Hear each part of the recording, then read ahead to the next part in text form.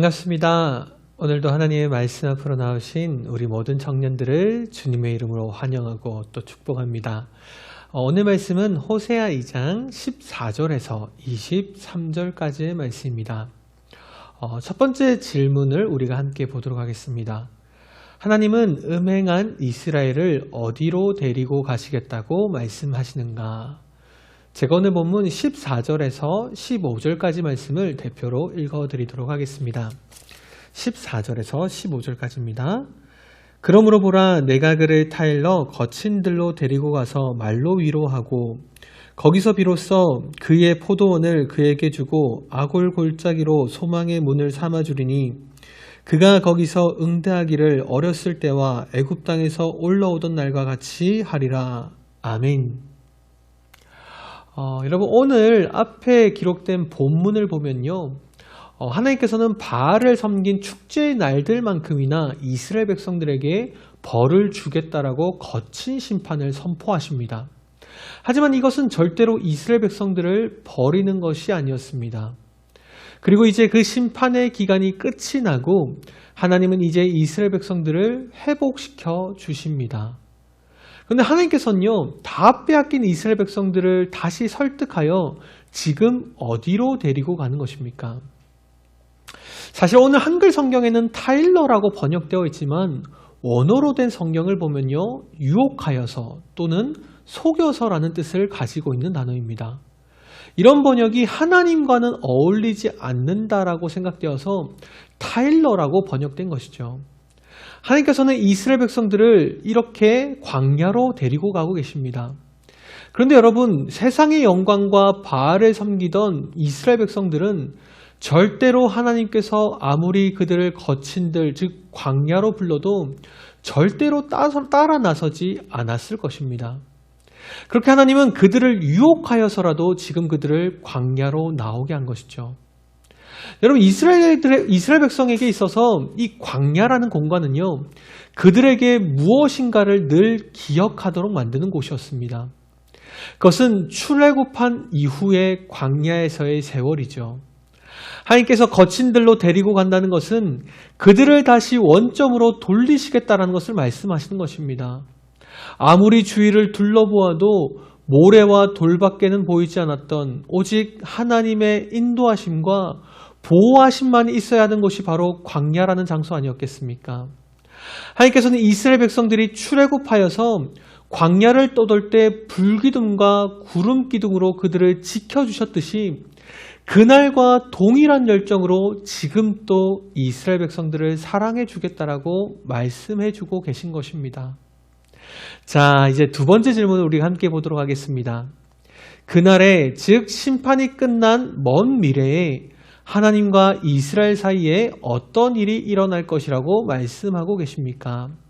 자, 먼저 16절에서 17절까지 말씀을 제가 대표로 한번 읽어드리도록 하겠습니다. 여호와께서 이르시되 그날에 내가 나를 내 남편이라 일컫고 다시는 내 바알이라 일컫지 아니하리라. 내가 바알들의 이름을 그의 입에서 제거하여 다시는 그의 이름을 기억하여 부르는 일이 없게 하리라. 아멘. 19절에서 20절까지 말씀입니다. 내가 내게 장가들어 영원히 살되 공의와 정의와 은총과 긍휼이 여김으로 내게 장가들며 진실함으로 내게 장가들리니 내가 여호와를 알리라. 아멘. 마지막으로 23절 말씀입니다. 내가 나를 위하여 그를 이 땅에 심고 긍휼히 여김을 받지 못하였던 자를 긍휼히 여기며 내 백성 아니었던 자에게 향하여 이르기를 너는 내 백성이라 하리니 그들은 이르기를 주는 내 하나님이시라 하리라 하시니라. 아멘. 여러분, 여기서 그날에라는 것은요, 하나님의 심판이 끝이 나고 다시 이스라엘을 회복시켜 주시는 날을 말씀하는 것입니다. 궁극적으로는요, 예수 그리스도를 통해서 구속되는 날을 말씀하는 것이죠. 오늘 16절 말씀을 보면 이 날이 오면 이스라엘은 다시는 하나님을 내 바알이라고 부르지 아니하고 내 남편이라고 부르게 될 것이라고 말하고 있습니다. 원래 이스라엘 백성들은 하나님을 내 바알이라고도 불렀습니다. 여기서 바알이라는 것은요, 내 주인이라는 뜻을 가지고 있습니다. 그런데 나중에 이스라엘은요, 우상 바알을 내 주인이라고 불렀기 때문에 이제는 아예 그 우상의 이름조차 기억나지 않도록 하나님께서 도와주시겠다라고 말씀하신 거죠. 이제는 하나님을 절대로 바알이 아니라 내 남편이라고 부르도록 만드십니다. 여러분, 이것이야말로 하나님의 놀라운 사랑 아니겠습니까? 자신을 버린 이스라엘을 끝까지 사랑하셔서 그들을 용서해 주신 것만이 아니라 이제는 그들의 주인이 아니라 남편이 되어주신다라고 말씀하고 계시다는 겁니다. 거기다 이스라엘 백성들이 음행했던 바알이라는 우상의 이름을 이제는 기억조차 나지 않도록 도와주시는 것이죠. 이런 하나님의 사랑은 19절에 보면 더욱 상세하게 기록되어 있는데 이 짧은 단락에요, 내가 내게 장가들겠다라는 말이 3번이나 기록되어 있습니다. 여러분, 그런데 중요한 것은요, 장가를 든다는 말은 처녀에게만 해당되는 것입니다. 곧 자신을 버리고 이혼한 아내에게는 장가를 든다고 표현하지 않지 않습니까? 그렇게 칼빈이라는 종교개혁가는요, 이 구절이 완전히 새로운 결혼을 의미하는 것이라고 말하고 있습니다. 그런데 여러분, 사실 이스라엘은 음행한 아내 아니겠습니까? 하나님을 버린 패역한 아내가 바로 이스라엘 백성들 아니겠습니까? 그런데 하나님은 그런 이스라엘에게 다시 장가들겠다라고 말씀하십니다. 이보다 더한 사랑이 세상에 어디 있겠습니까? 사랑하는 청년부 지체 여러분, 이스라엘 백성들의 모습이 사실 우리의 모습 아니겠습니까?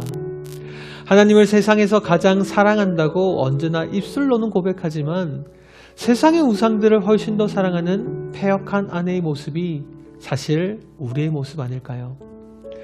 우리가 신앙생활을 하다 보면 많은 사람들이 빠지는 한 가지 오류가 있습니다. 그것은 내가 구원받을 만해서 하나님이 나를 구원해 주시는 거 아닐까라는 오류입니다. 그러나 우리의 구원에 대한 모든 것은요, 단 하나도 우리의 의와 공로는 포함되어 있지 않습니다. 전적으로 하나님이 우리를 너무나도 사랑하셔서 끝까지 우리를 자신의 신부로 삼아주시는 것이죠. 그렇게 기독교에서는요, 이것을 하나님의 무조건적인 은혜라고 이야기하고 있는 것입니다. 사랑하는 우리 청년부 여러분, 여러분은 하나님이 너무나도 사랑하시는 하나님의 귀한 신부들이십니다. 하나님은 여러분들에게 다른 것을 요구하지 않으세요. 여러분이 세상에서 부자가 되기를 요구하지 않으십니다. 성공해서 세상에서 높은 자리를 차지하는 것도 요구하지 않으십니다. 뛰어난 학식과 학력도 요구하지 않으세요. 하나님이 우리에게 요구하는 것은요, 단 하나밖에 없습니다. 그것은 바로 신실함입니다. 여러분, 신실함이라는 것은요, 아내가 남편 한 명만을 평생 사랑하는 것처럼 우리가 평생 동안 하나님 한 분만을 사랑하는 것을 이야기하는 것입니다. 그렇게 오늘 하루도 세상의 수많은 유혹과 시험들 앞에서도 하나님 한 분만 신실하게 사랑하는 우리 청년들이 되시기를 주님의 이름으로 축복합니다. 감사합니다.